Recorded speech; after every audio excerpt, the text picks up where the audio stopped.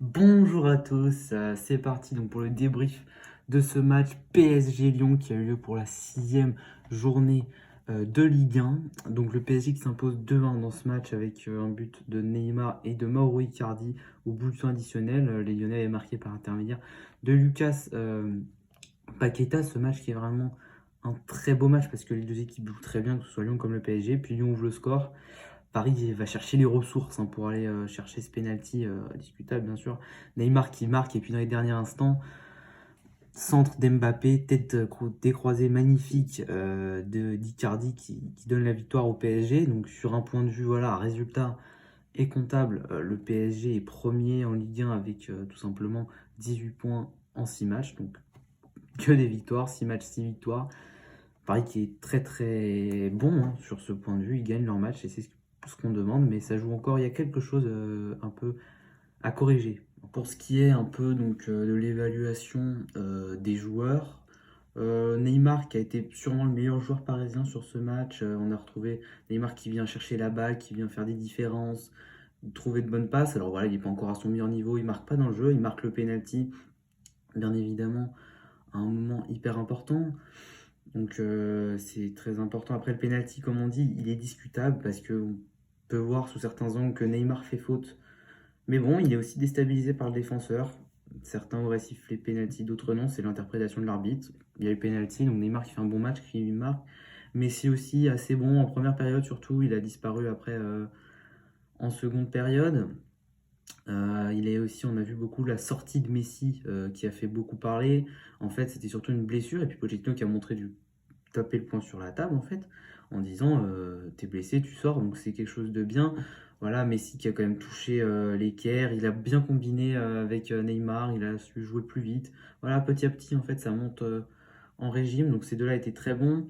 Après pour ce qui est de Di Maria et Mbappé, Di Maria qui a beaucoup apporté défensivement, comme Neymar, ils ont beaucoup couru sur les côtés les deux.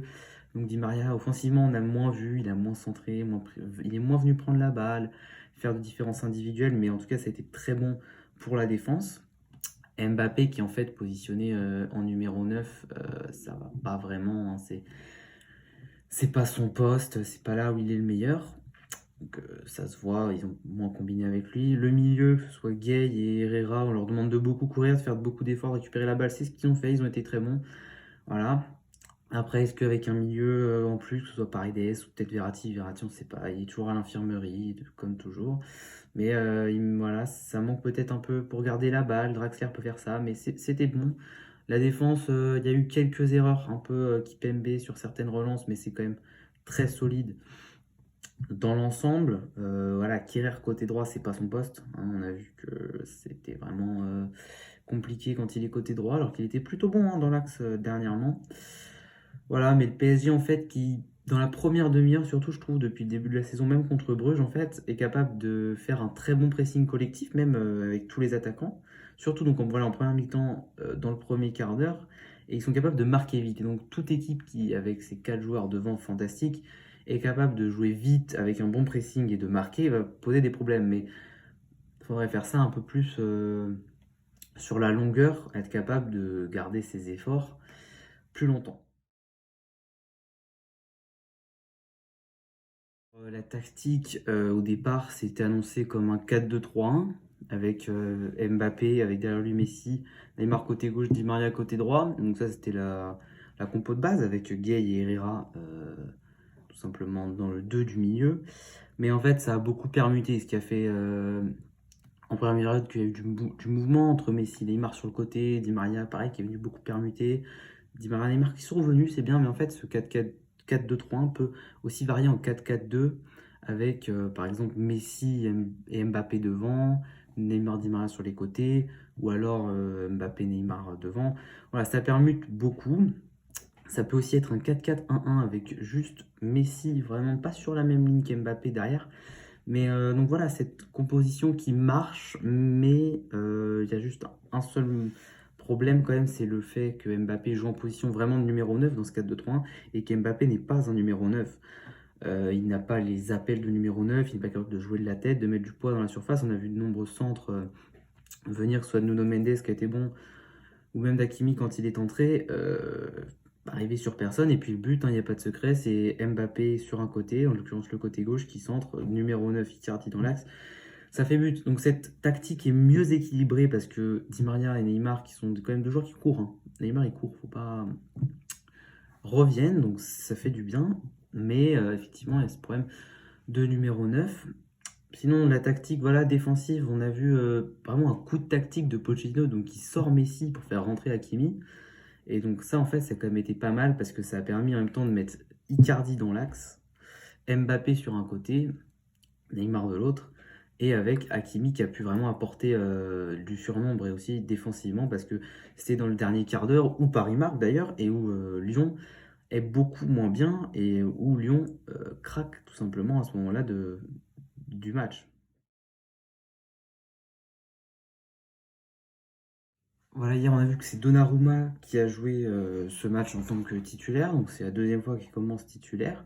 C'est sûr que pour Pochettino, ça va être un problème entre guillemets de riche de plus à gérer, donc la concurrence entre Donnarumma et Navas, qui sont deux très très bons gardiens numéro un. Pour l'instant, il a dit qu'il ferait choix par choix, c'est-à-dire match par match selon la forme de l'un ou de l'autre. Pour moi, cette année, encore cette année, l'année prochaine sera différente, mais cette année, Navas est le numéro un car il sort d'une saison exceptionnelle et que Donnarumma vient d'arriver. Navas est numéro un et puis Donnarumma le remplace quand il est blessé ou quoi que ce soit. Et à partir de la saison prochaine, Donnarumma devient numéro un. Là, cette saison, s'il commence déjà à s'installer dans cette alternance un peu bizarre qui a déjà eu lieu au PSG entre Trapp, Areola ou même Buffon, c'est pas toujours bon. Enfin, on espère en tout cas que Pochettino va savoir s'affirmer et un peu plus gérer ce problème. Sinon, un petit point sur Lyon qui commence vraiment depuis quelques matchs à beaucoup mieux jouer. Là, c'était très très bon match, hein, notamment contre le PSG. On a vu des très bons joueurs, que ce soit Cacré au milieu qui a fait beaucoup de mal à Paris, la défense centrale Boateng, Denayer qui dans le placement, dans l'envie a été très forte et a posé de nombreux problèmes à Paris qui a été obligé donc de marquer sur penalty quand même, c'est pas anodin.